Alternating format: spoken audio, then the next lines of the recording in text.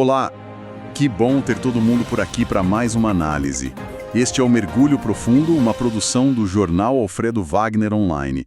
Para quem gosta de entender os bastidores da notícia, já aproveita para se inscrever aqui no canal, ativar as notificações, assim ninguém perde o fio da meada. E o tema de hoje, olha, tem gerado muita discussão. A gente vai mergulhar num ato político que mistura de tudo um pouco. Performance, estratégia, simbologia. Falo da caminhada do deputado federal Nicolas Ferreira, de Minas Gerais até Brasília.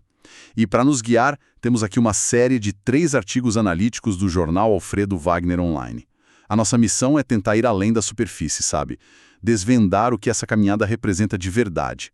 É um gesto espontâneo ou é uma jogada política, assim, friamente calculada? E o mais importante, o que isso sinaliza para o futuro da política no país?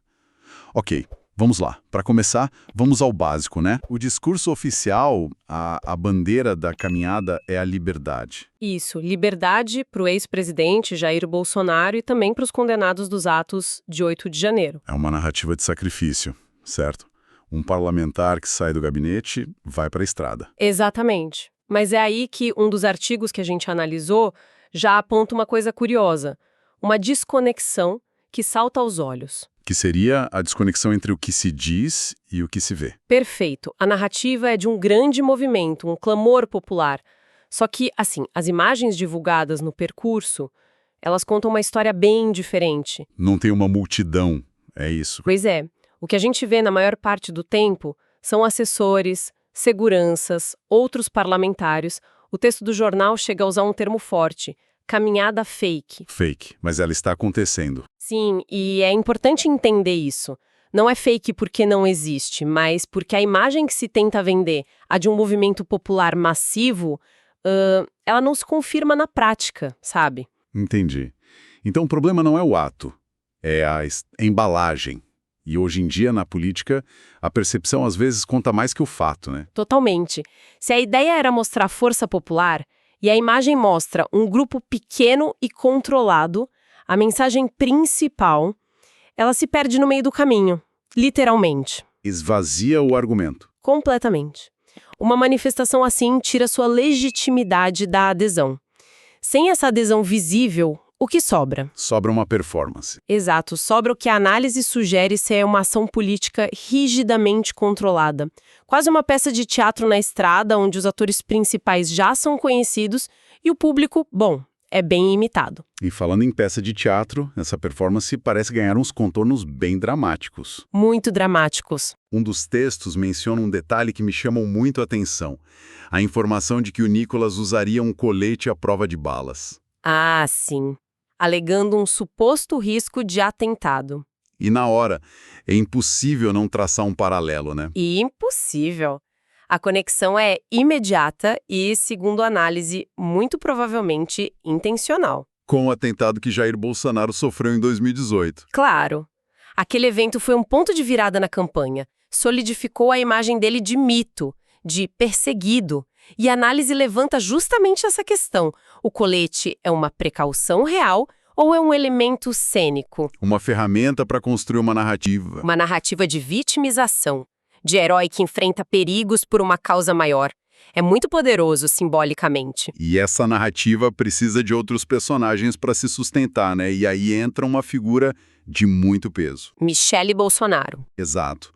Ela não só apoia, como faz uma declaração fortíssima. Diz que o Nicolas é um instrumento de Deus para esta geração. Isso é bem mais que um simples endosso. É muito mais. E o fascinante na interpretação dos artigos é a função desse discurso. Os analistas chamam de contenção. Contenção? Como assim? A ideia aqui não é necessariamente atrair gente nova para o movimento, sabe? O objetivo é outro. É falar para dentro. Fala para a própria base. Exato. É acalmar, energizar e, principalmente, manter unida uma base bolsonarista que hoje dá sinais claros de desgaste, de fragmentação. Com a inelegibilidade do Bolsonaro e tudo mais. Isso. A fala da Michele funciona como um selo de aprovação divina. Um recado para a base. Continuem firmes, o caminho é esse, ele é o nosso porta-voz agora. É uma estratégia para estancar uma sangria, não para conquistar novos territórios. Certo. Então a gente tem uma performance controlada para conter a base. Mas o que me deixou realmente intrigado foi quem poderia estar dirigindo essa peça toda. Ah, Porque não é só Michelle dando a bênção, né? Um dos artigos traz uma informação de bastidor que parece cena de filme. pois é, aqui a história ganha uma nova camada. Aconteceu em Cristalina, Goiás. O Nicolas Ferreira para em um hotel de alto padrão para se recuperar do esforço físico da caminhada. Normal. Até aí, tudo bem. O que acende o alerta é quem foi flagrado saindo discretamente do mesmo hotel horas depois. Quem? Carlos Bolsonaro. Carlos Bolsonaro, o estrategista digital, o operador das sombras do clã. A presença dele ali não pode ser coincidência. De jeito nenhum, a presença dele é altamente simbólica e, mais que isso, reveladora. Porque ele é um homem de bastidores, não de palanque. Exatamente. Ele é o arquiteto de muitas narrativas do bolsonarismo. E a aparição dele ali, quieto, fora do eixo Rio-Brasília, sem agenda pública, transforma completamente a percepção do evento. Espera um pouco, vamos aprofundar isso. O que essa presença realmente sinaliza? Porque poderia ser só um encontro de aliados. Poderia, mas a análise sugere algo bem mais orquestrado. E aí vem a pergunta de R$1 milhão que o texto levanta. Que é, Um deputado federal em ascensão, com milhões de votos, está agindo por conta própria ou está sendo impulsionado, talvez conduzido por um ex-vereador. a coisa toda muda de figura. Completamente. Deixa de parecer um ato individual do Nicolas e vira, como a própria análise descreve, uma operação acompanhada, supervisionada e politicamente orientada. É como se ele fosse o ator principal, mas o diretor estivesse nos bastidores, garantindo que o roteiro seria seguido. Exatamente essa imagem. Então, a caminhada seria, na verdade, um grande teste, uma espécie de ensaio de sucessão. É essa a interpretação que os artigos oferecem. A gente estaria assistindo ao teste de um produto político. O Nicolas como um novo rosto pro bolsonarismo. Um rosto mais jovem, articulado, mas, e esse é o ponto-chave, um rosto que ainda está sob a tutela, sob o controle da família Bolsonaro. É um jeito de manter o capital político em casa. Testando um nome que pode carregar o legado, mas sem dar a ele autonomia total. Isso. A tentativa de criar um sucessor que não se torne maior que o próprio criador. Isso me leva a pensar, se isso é um teste, qual é o jogo que está sendo jogado num tabuleiro mais amplo? Porque um dos artigos que a gente tem aqui propõe uma ideia que vira a mesa completamente. Ah, essa é a parte mais provocadora. A tese é de que essa polarização toda que a gente vive não é um problema para os polos, mas sim uma ferramenta. Exato. A tese é de que a política brasileira recente opera numa lógica de administração controlada de antagonismos. Parece complicado. Mas a ideia é simples. A polarização extrema entre Lula e Bolsonaro, por exemplo, virou um ativo político para os dois lados. Eles se tornaram, na prática, inimigos funcionais. Inimigos funcionais, gostei do termo. Quer dizer que um precisa do outro para existir. Basicamente, sim. A força de um campo não vem só dos seus méritos, mas da existência de um adversário que seja assustador o suficiente para manter a própria base mobilizada. O discurso do olha o outro lado, aquilo é muito pior. Esse mesmo.